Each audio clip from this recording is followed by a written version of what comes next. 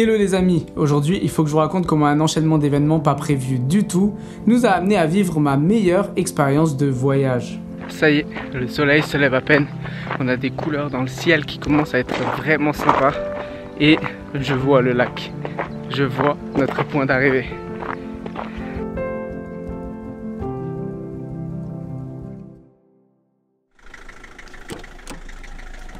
L'histoire se déroule en 2019. Cette année-là, Dorian, que vous avez déjà vu de nombreuses fois sur la chaîne, s'est acheté un van. Et comme il savait très bien que la van life était un de mes rêves, on a décidé de s'organiser un petit road trip. En partant en Suisse, se faire 3 jours de grosses rando. Du coup, on a pris la décision de se diriger vers Interlaken, où on s'est arrêté pour acheter une carte. Ensuite, on a repris le van et on a tourné pendant 1h30 dans les alentours avant de se trouver un bon gros spot où on s'est arrêté pour manger et passer la nuit. Ça y est, notre voyage en van démarre officiellement. On est en Suisse, juste au-dessus d'Interlaken. On est à un point de vue absolument magnifique. On a vue sur le lac et un petit coucher de soleil.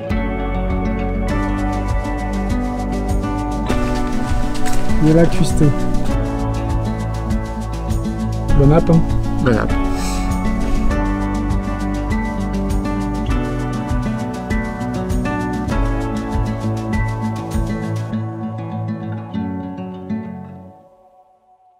Le lendemain matin, on n'a pas perdu de temps. On a repéré une grosse rando sur la carte et on est direct parti. Bon, ça y est, on est parti pour notre rando. On a à peu près 6 heures de marche, voire un peu plus. Ça va grimper sévère. Là où on marche actuellement, c'est magnifique. Puis voilà, on est parti. Dès le premier jour, on commence fort. 18 km de randonnée avec 1100 mètres de dénivelé positif.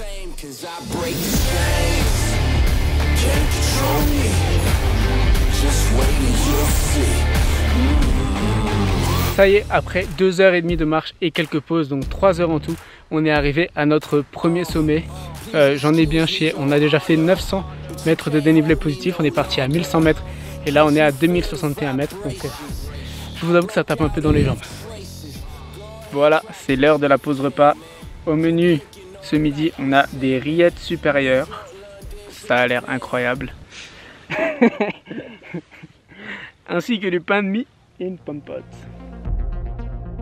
Il y a une chose que je vous ai pas encore précisé. Bien entendu, ce voyage, on l'a fait pour kiffer, mais j'avais aussi une grosse envie de faire de la photo. Sauf que, bien que les paysages autour de nous étaient absolument magnifiques, il y avait un grand ciel bleu. Et perso, les grands ciels bleus, c'est pas trop mon truc. Quand on s'est arrêté manger, j'en ai quand même profité pour tenter quelques photos. Mais à mon goût, sans grand succès. Ça y est, après cette pause repas et cette petite mission photo, on est reparti pour la suite de notre rando. Le soleil se lève, ça dévoile un peu les pics qui étaient couverts jusqu'à maintenant. Et puis on a plus énormément de montées à faire, ça va surtout être de la descente. Donc ça devrait aller un peu mieux. Mais bon, ça risque de descendre vraiment fort. Au final, la chance a fini par tourner. Et au détour d'un chemin, Dorian a aperçu un petit quelque chose bouger à côté de nous.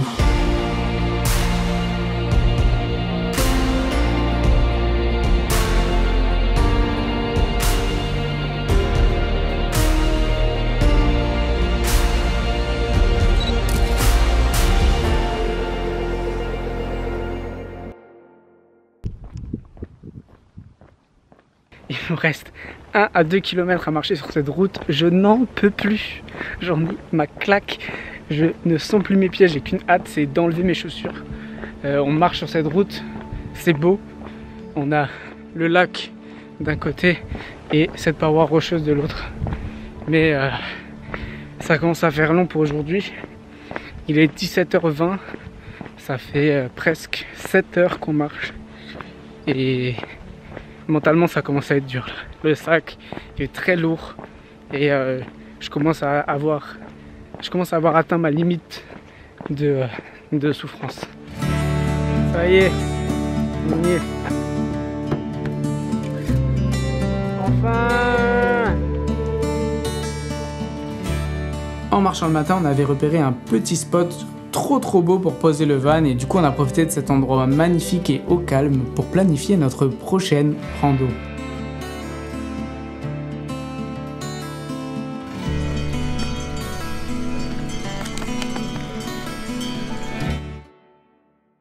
Le lendemain matin, on part déterminé à marcher. On a planifié une grosse rando avec un sommet bien haut et honnêtement, ça a l'air ouf. Sauf que assez vite, c'est la galère.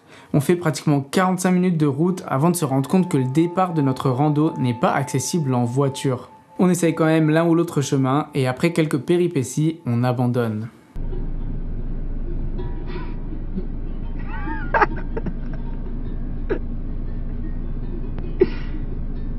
Au final, on change complètement de montagne et on part gravir un autre sommet.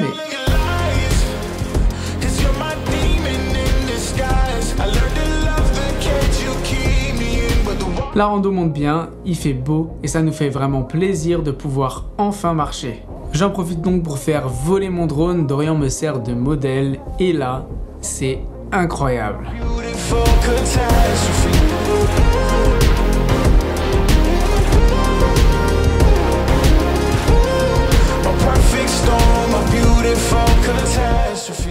Malheureusement, encore une fois, je ne trouve aucun spot qui me plaît pour faire de la photo. Du coup, presque 1 heure plus tard, on prend la décision de descendre. Et là, pendant qu'on descend, je commence à réfléchir. Ce qui m'a empêché de faire des photos pendant ces 2 premiers jours, c'est pas les paysages, mais plutôt ce grand ciel bleu au-dessus de nos têtes. Du coup, je commence à me dire qu'on n'a plus le choix. Pour notre 3e et dernière rando, il va falloir qu'on fasse un lever de soleil. Et là, je peux vous dire qu'après 2 jours et 2 grosses randos, prendre la décision de se lever à 4h45, c'est dur.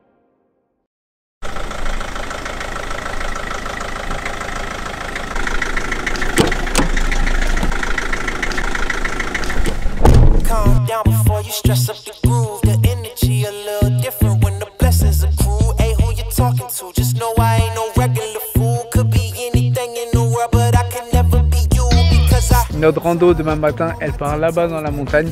On va essayer de la faire au lever de soleil. Et du coup, on est déjà bien placé pour partir. On va pouvoir partir hyper tôt.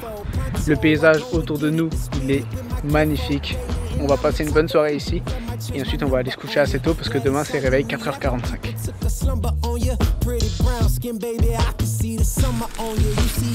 Et bah tant mieux, parce qu'on a beaucoup à manger ce soir.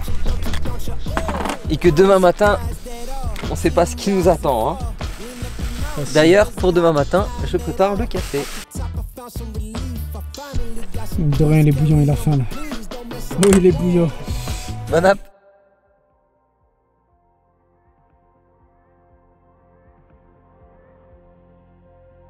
Il est 5h du matin et on part en rando. Le soleil commence à se lever tout doucement, mais c'est bien gris encore pour l'instant. Donc on va continuer à monter. Et pour l'instant ça pique un peu les jambes. Ça y est, le soleil se lève à peine. On a des couleurs dans le ciel qui commencent à être vraiment sympas. Et je vois le lac. Je vois notre point d'arrivée.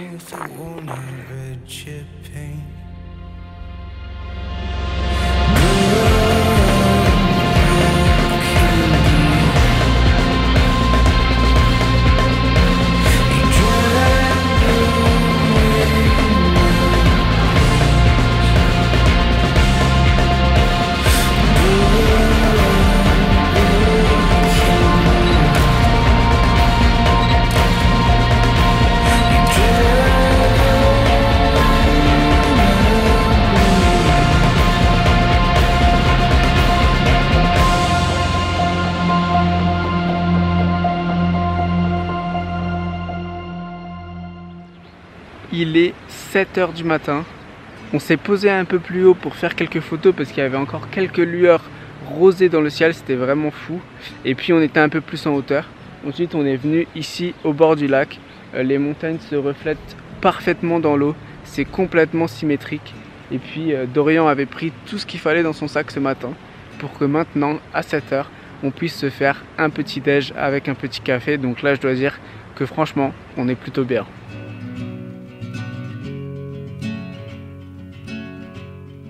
Ce voyage m'a permis de réaliser que j'aime marcher, mais j'aime surtout marcher pour atteindre un paysage incroyable et regarder le soleil se lever. Le calme, la fatigue, la lumière, les paysages, la solitude, c'est vraiment une atmosphère que j'adore par-dessus tout.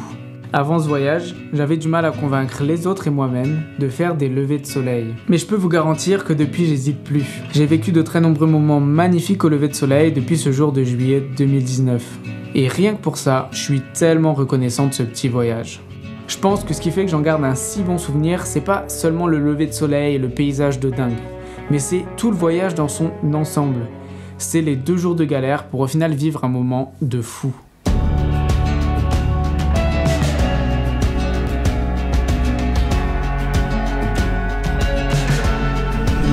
Vers saucisse.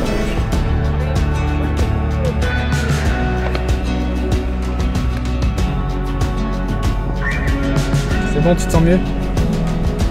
Un café, ça repart. De rien, je suis dans le mal. On fait comment?